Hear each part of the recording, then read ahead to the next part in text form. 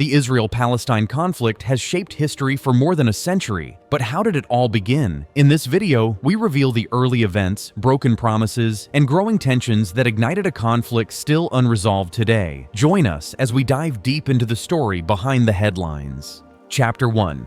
The Rise of Nationalism.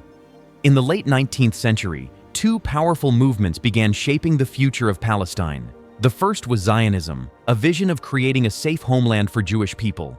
After centuries of persecution and discrimination in Europe, many Jews felt the urgent need for a country they could truly call their own.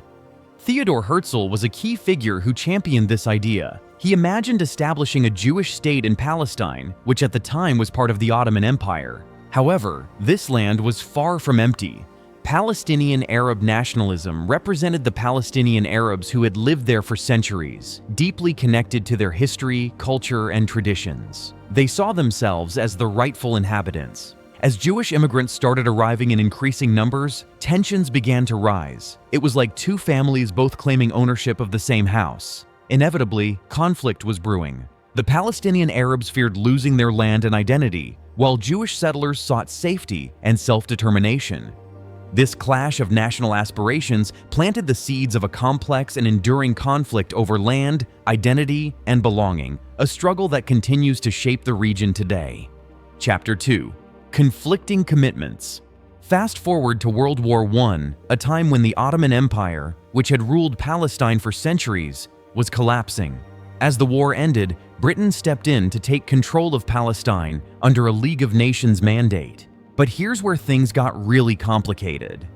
During the war, Britain made promises to both the Jewish and Arab communities, promises that were impossible to fully keep. In 1917, Britain issued the Balfour Declaration, a statement supporting the establishment of a national home for the Jewish people in Palestine. This was a huge win for the Zionist movement, giving them international recognition and hope for a future Jewish state. However, at the same time, Britain had secretly promised Arab leaders independence for their lands, including Palestine, in exchange for their support against the Ottoman Empire. So, Britain was essentially telling two different groups that they could both have the same land. This created deep mistrust and resentment on both sides. Palestinians felt betrayed, fearing the loss of their homeland, while Jewish immigrants were encouraged to settle and build. This tangled web of promises set the stage for decades of conflict and struggle. Chapter 3. Immigration and Land. Let's move into the period when Britain was in charge, known as the British Mandate. During this time, more and more Jewish people started moving to Palestine.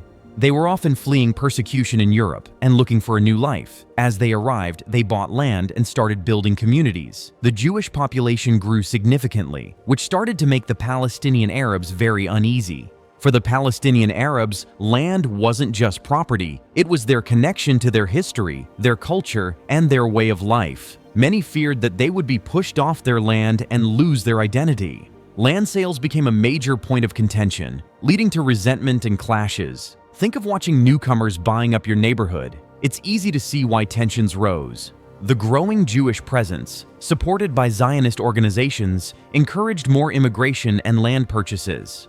This rapid change created a sense of threat among Palestinians who worried about their future in their homeland. The British, tasked with managing these conflicting interests, struggled to keep peace as tensions simmered beneath the surface. Chapter 4. The Arab Revolt and British Response. By the mid-1930s, things reached a boiling point. A major uprising called the Arab Revolt broke out, with Palestinian Arabs revolting against British rule and increased Jewish immigration. They demanded an end to Jewish immigration and more say in how the country was run. The revolt involved strikes, protests, and armed attacks.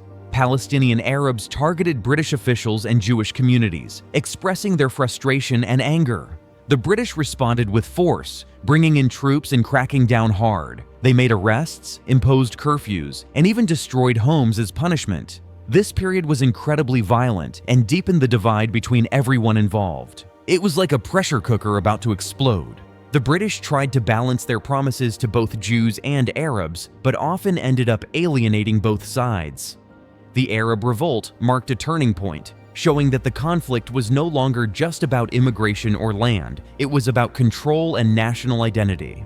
Chapter 5: Changing Dynamics. Now let's talk about World War II and the Holocaust. The systematic murder of 6 million Jews by the Nazis shocked the world. It created a huge wave of sympathy for a Jewish homeland. After surviving such horrors, many Jewish people felt they needed a safe place where they could control their destiny. The Holocaust put even more pressure on Palestine. Jewish refugees sought to settle there, adding to the existing tensions. The British were caught in the middle, trying to balance the needs of the Jewish refugees with the concerns of the Palestinian Arabs. It was an impossible situation that only made things worse. Jewish groups organized illegal immigration efforts to bring refugees into Palestine, even with British restrictions. Meanwhile, Palestinian Arabs feared that increased Jewish immigration would mean losing their land and rights.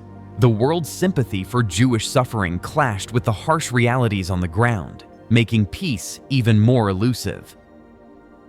Chapter 6: The UN Partition Plan. Finally, in 1947, the United Nations stepped in with a plan to divide Palestine into 2 states, one for Jews and one for Arabs, with Jerusalem under international control. The Jewish leaders accepted the plan, seeing it as a chance to finally have their own country.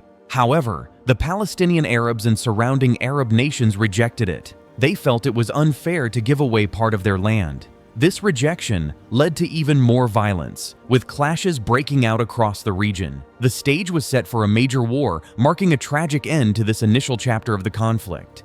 The UN Partition Plan was meant to bring peace, but instead, it highlighted the deep divisions and competing national aspirations. The violence that followed changed the course of history and set the stage for decades of conflict. The beginning of the Israel-Palestine conflict is a story shaped by competing national aspirations, broken promises, and deep-rooted fears. It is a history marked by hope, struggle, and tragedy. Understanding these early chapters is essential to grasp why this conflict remains one of the most complex and enduring today. Thank you for watching. If you find this video informative, please give it a thumbs up, and don't forget to subscribe to regular doses of history that will change how you see the world.